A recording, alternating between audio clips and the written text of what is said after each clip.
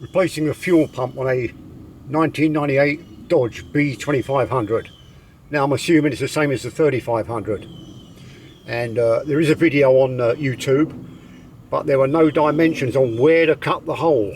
The only guide were these seat stays, you'll probably see on the video. So I calculated from the picture I saw on YouTube of the other video. Could have gone back a bit further, I guess, but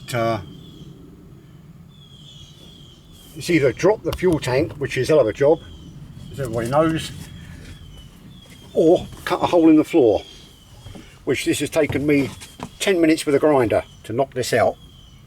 And I went this way. The other guy, he brought the thing back this way.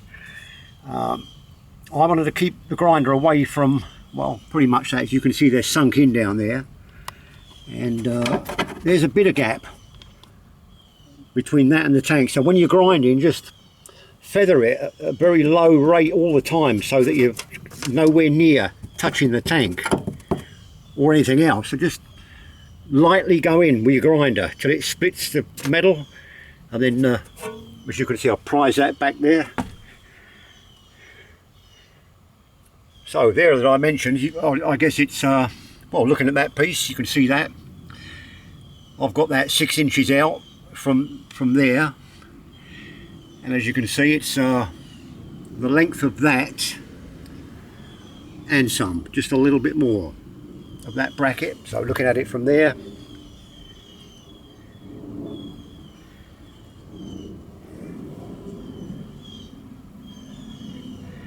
and there you have it.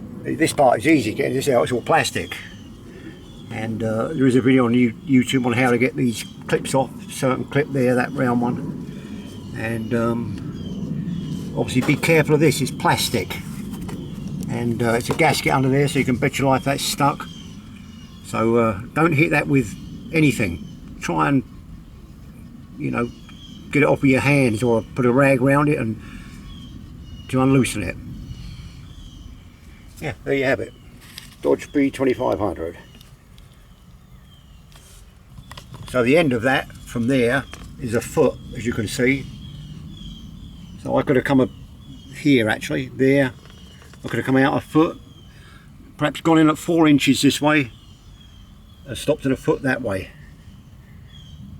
And then back, it's just past the bracket. As you can see, the seat bracket. So just past that, so you can get at it. There you have it.